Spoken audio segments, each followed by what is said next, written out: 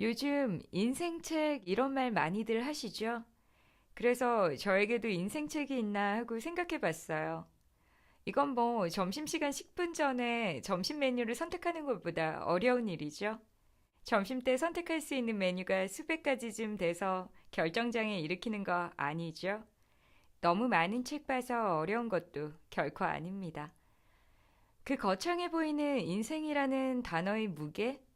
또 내 인생의 한 조각이 되어버렸죠. 그냥 평범하게 흘러간 오늘 하루의 무게를 생각하면 도무지 어떤 책을 내 인생 책이라 말해야 할지 모르겠네요.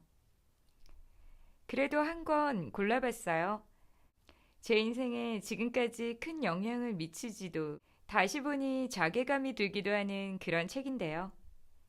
가벼운 문체지만 수십 권의 책과 작가 이름이 거론되는 책벌레 가족 이야기가 담긴 에세이입니다.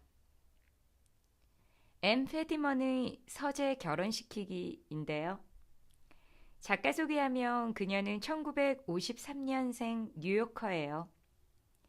뉴욕타임지, 뉴요커, 라이프지에 기사와 에세이를 쓰고 예일대학에서 글쓰기 강의를 했죠.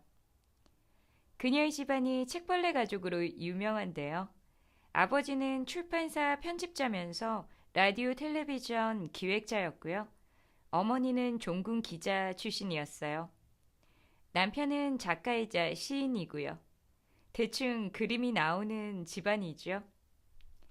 이 책의 원제는 Ex Libris인데요. 뭐뭐의 장소에서라는 의미의 라틴어에서 온 말이에요. 책 소장인의 이름 같은 걸 적는 종인데요. 책에 붙이는 형태죠. 장서표는 15세기 후반부터 유럽에서 사용되었는데요. 한 가문의 책에 표시를 남기는 시기였죠. 이 책은 시빌리제이션에 연재된 평범한 독자의 고백이라는 칼럼을 묶은 건데요. 칼럼의 주제는 그녀와 그녀의 가족의 책사랑 이야기예요. 그래서 원제는 페디먼 가족의 장서 이야기 느낌으로 지은 것 같아요. 한국에서는 서재 결혼시키기로 바꾸었는데요. 이 제목이 더 느낌이 있네요. 첫 번째 글이 남편과 본인의 책을 하나로 묶는 이야기인데요. 거기서 따온 표제죠.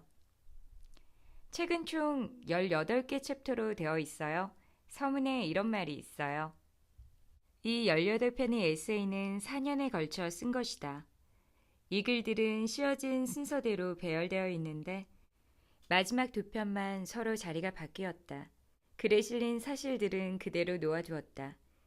예를 들어 윌리엄 쿤슬러는 내가 그에 대해서 이야기할 때만 해도 살아있었기 때문에 이 책에는 늘 살아있는 사람이 되었다. 그 4년의 기간 동안 아들이 태어났고 딸이 읽기를 배웠고 남편과 나는 40줄에 들어서고 어머니는 80이 되고 아버지는 90이 되었다. 그러나 우리 책들은 우리가 태어나기 오래전에 인쇄된 책들조차도 여전히 나이를 잊고 산다.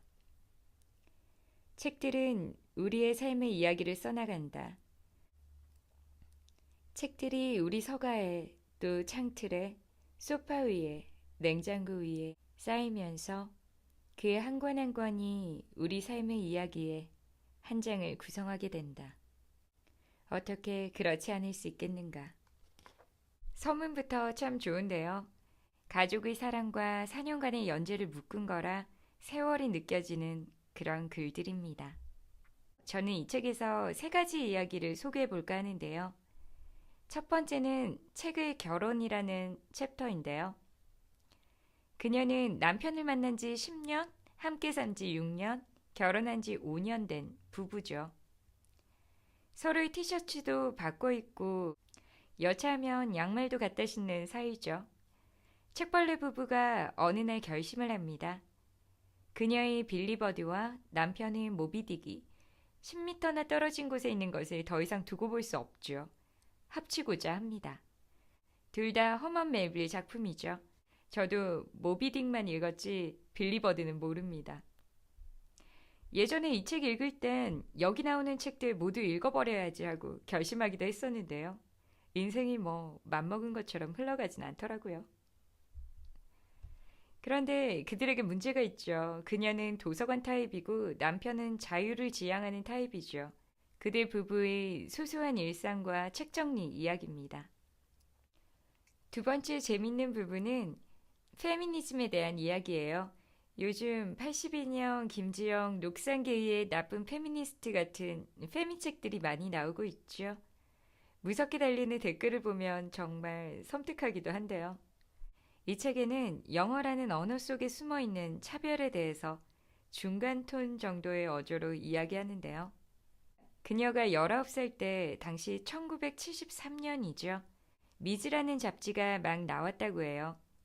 그녀를 포함해서 대부분의 사람들이 이름 앞에 미즈라는 말을 붙이는 경우를 들어본 적이 없었죠. 심지어 이 줄임말을 어떻게 읽어야 하는지도 몰랐던 시절이었죠. 당연스럽게도 결혼 전에는 미스 다음에 아빠 성을 붙이고 결혼 후에는 미세스 다음에 남편 성을 붙였죠. 요즘은 성을 그대로 유지하는 경우 많이 보죠. 그녀는 당시에 자신이 어떻게 읽어야 하는 줄도 몰라서 곤욕을 치른 이 단어를 지금은 꼭 필요한 단어가 된 자신에 대해서 말하는데요. 이제 나는 미즈 패디먼이다. 나는 결혼을 했으므로 미스 패디먼이 될 수 없다. 내 남편은 미스터 콜드이므로 나는 미세스 패디먼이 될 수 없다. 내 성은 여전히 패디먼이므로 나는 미세스 콜드가 될 수 없다. 놀랍게도 미즈라는 말이 꼭 필요한 그런 여자가 되었다. 이렇게 생경했던 과거를 가진 신조어부터 여류 작가, 여류 조각가, 폴리스맨, 파이어맨 이런 단어들을 중립적 단어로 수정하는 것에서 또 관용구에 숨어 있는 차별도 이야기하는데요. 각자에게 자신의 To each his own이나 제값을 하는 모든 작가, Every right was his cert 이런 수거들 있죠. 여기서 his를 their로 바꾸면 문법적 오류가 생기고 또 his or her로 바꾸면 숨 넘어갈 듯 리듬이 떨어지죠. 이렇게 맨카인드의 숨은 휴먼카인드를 마음의 눈으로 볼 것인가, 실제로 볼 것인가 그런 문제에 대해서 고민합니다. 그녀가 마지막에 이렇게 덧붙여요. 남녀 평등을 위해 우리 언어를 바꾸는 데는 대가가 따른다. 그렇다고 해서 바꾸지 말아야 한다는 뜻은 아니다. 할 만한 가치가 있는 일에는 큰 대가가 따르는 경우가 많다. 라고요. 사회생활하면서 남녀 차별의 문제에 대해서 딜레마에 빠져보신 분 많으실 거예요. 이제 사회의 때가 덕지덕지 붙은 저는 사회 속 한 여자임에도 불구하고 목소리 높여 페미니즘을 외치는 분들을 25도 정도 몸을 돌리고 곁눈으로 보는 그런 사람이 되어버렸는데요. 제 자신을 반성하게 되는 그런 책입니다. 마지막으로 제가 이 책에서 가장 좋아하는 챕터는 낭독의 쾌감인데요. 제가 낭독을 엄청 좋아하거든요. 고등학교 때 선생님이 날짜에 맞춰서 번호 불러서 읽기 시키잖아요. 세계사 시간에 제가 책을 읽었는데 선생님이 아주 짧지만 진심이 묻어나게 한 0.1초 길이로 잘 읽네 하셨는데 약간 감동 먹었었나 봐요. 복습은커녕 숙제도 잘 안 해가던 제가 책 읽기 시킬 만한 과목은 미리 읽어갔어요. 쉬어 읽을 곳 표시도 하고요. 그런데 학년 높아지니까 안 시키시더라고요. 빨리빨리 진도 나가야 해서겠죠. 어찌어찌 대학에 간 후에는 근처 도서관 내에 점자 도서관이 있었어요. 거기 낭독 도서 만드는 봉사가 있었거든요. 그래서 몇 권 만들기도 했었는데요. 그런데 그도 오래 못 갔죠. 그 어떤 소설보다 내 인생 드라마가 더 버라이어티하던 그런 시절이잖아요. 그것도 꾸준하기 어려웠는데요. 그리고 또 세월이 흘러서 이 책에서 낭독의 쾌감 챕터 보면서 그녀의 남편 같은 그런 남자와 살면서 이렇게 밤마다 책 읽으면서 살자 이런 생각했었죠. 낭독의 쾌감 챕터에 보면 그녀의 집에는 항상 낭독이 있어요. 평생 글쟁이로 사셨던 아빠가 병으로 시력을 잃게 되는데요. 딸이 전화로 책도 읽어주고 사설도 읽고 또 부고도 읽어드려요. 아침 식탁에서 남편은 딸에게 온몸으로 동화를 읽어주는데요. 아침 먹고 나서 읽어가 아니라 밥 먹다 말고 같이 청중이 되죠. 그리고 그들은 밤마다 오디세이를 서로 낭독해 줍니다. 처음 읽기 시작할 때는 둘 다 너무 바빠서 호메로스를 읽을 수 있을까 하는데요. 지금은 호메로스를 읽지 않기에는 너무 바쁘다 생각하는 부부가 되죠. 유일한 문제는 졸음인데요. 서로 잠이 오는 듯 하면 내용을 각색해 가면서 읽는 장면이 있어요. 참 예쁜데요. 그러면서 그녀가 이런 말을 해요. 조지도 졸린 목소리로 대꾸한다. 무슨 뜻인지 알 것 같아. 그가 내 쪽으로 몸을 기울여 잘 자라고 입을 맞출 때도 나는 우리가 젊은 시절의 사랑의 단거리 경주를 졸업한 것이 아쉽지 않다. 결혼은 장거리 경주이며 낭독은 이따금씩 탈진하는 경주자들의 힘을 북돋아주기 위해 조제된 낭만적인 게토레이라고 할 수 있다. 지금은 그래요. 여기 나오는 책 다 읽어버릴 거야 라는 목표도 온데간데 없고 페미니즘엔 25도 정도 몸을 돌린 신세죠. 그래, 이런 남자와 살면서 밤마다 낭독하면 좋겠어 생각했는데 인생이 뭐 원하는 것처럼 사라지는 건 아니죠. 그래도 뭐 생각도 못한 기쁨을 주기도 하는 게 인생이잖아요. 저는 지금 그래요. 10년을 넘게 알았고 2년쯤 함께 살고 있는 한 남자가 있어요. 밤마다 힙합 음악을 즐기죠. 처음엔 왜 자기 전에 이런 시끄러운 음악을 들어야 하나 생각했는데 요즘은 이래요.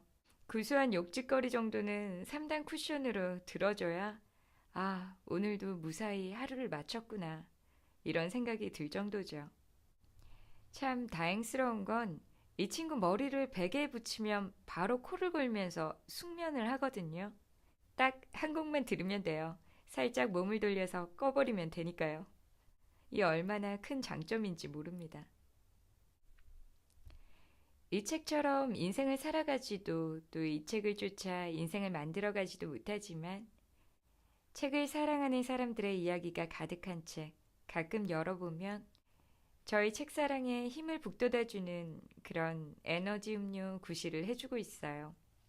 오늘은 10년 독서의 인생책 아닌 인생책 엠 페디먼의 서재 결혼시키기였습니다. 들어주셔서 감사드리고요. 다음에 또 봬요.